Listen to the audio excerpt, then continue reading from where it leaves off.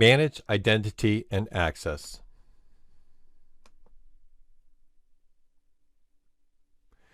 You can configure Azure Stack Hub to support sign-ins from users that reside in other Azure Active Directory directories, allowing them to use services in Azure Stack Hub. These directories have a guest relationship with your Azure Stack Hub, and as such are considered guest Azure AD tenants. To register a guest directory for multi-tenancy, consider both the home Azure Stack Hub directory and guest directory tenant you will need to configure. To register a guest directory for multi-tenancy, both the home Azure Stack Hub directory and guest directory will need to be configured. As the service administrator of contoso.onmicrosoft.com, you must first onboard the Fabricam's guest directory tenant to Azure Stack Hub. The following script will configure Azure Resource Manager to accept sign-ins from users and service principals in the fabricam.onmicrosoft.com tenant. You may want to pause the video again to take a moment to review these scripts as I click through them.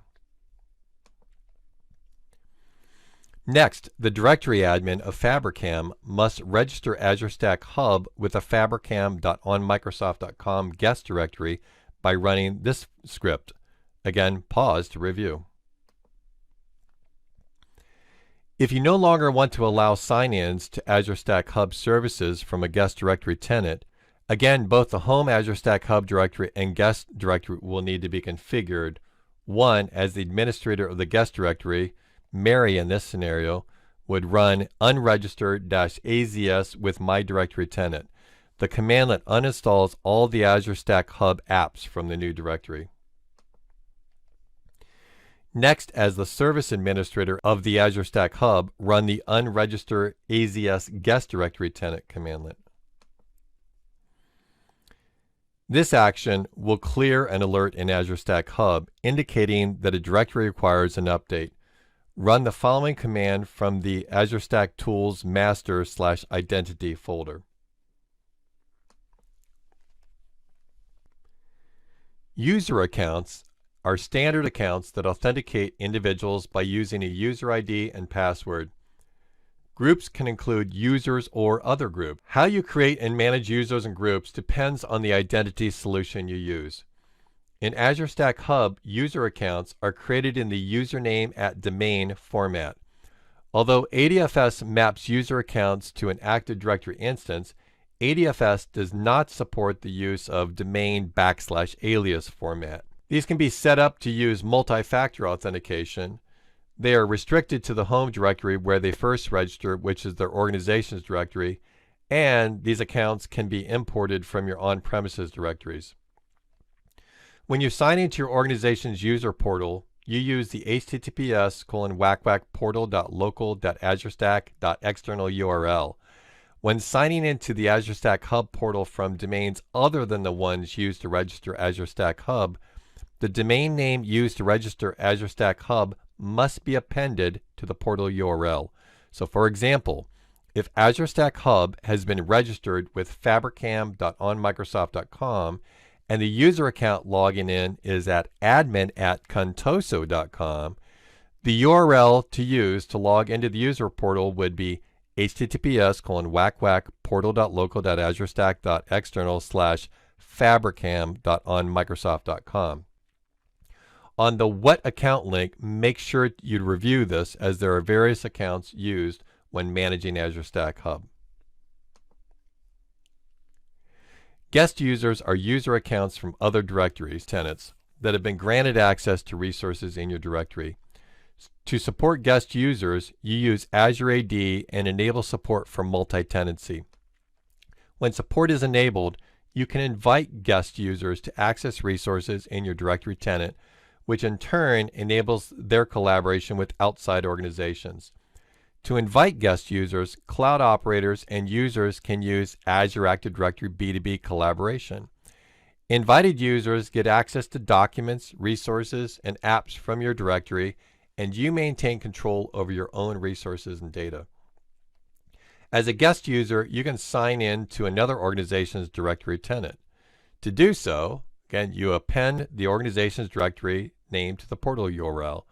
So for example, if you belong to Contoso organization and want to sign into the Fabricam directory, you'd use portal.local.azurestack.external/fabricam.onmicrosoft.com. A service principal is a set of credentials for an app or service that grants access to resources in Azure Stack Hub. The use of a service principal separates the app permissions from the permissions of the user of the app. A service principal is created in each tenant where the app is used. The service principal establishes an identity for sign-in and access to resources such as users that are secured by that tenant.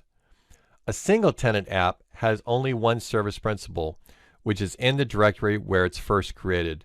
This service principal is created and consents to being used during registration of the app.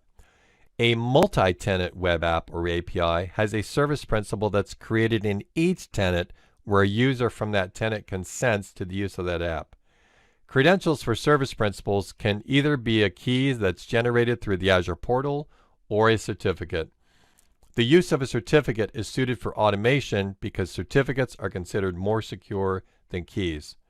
Note that when you use ADFS with Azure Stack Hub, only the administrator can create service principals. With ADFS, service principals require certificates and are created through the Privileged Endpoint or PEP.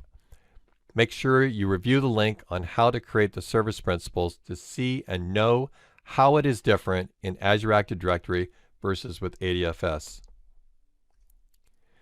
A user in Azure Stack Hub can be a reader, owner, or contributor for each instance of a subscription, resource group, or service.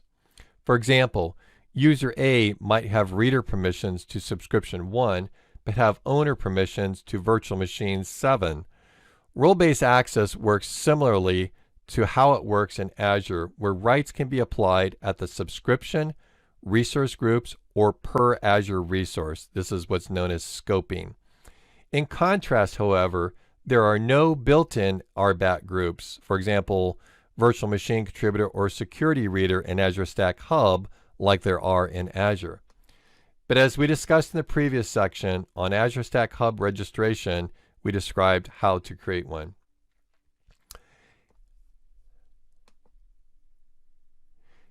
If you haven't done these things before, make sure to review the 3 separate links for how to create a user using the Azure portal, Active Directory users' computers, or with PowerShell for Azure AD, ADFS, or for a service principal. Before you continue in this video, click pause to review the script, as there are many components to review. How to connect to the PEP, and again we'll cover that later, but how to retrieve the root certificate, how to create a new app registration, and hence a service principal object. The net result is a service principal is created and backed by a certificate.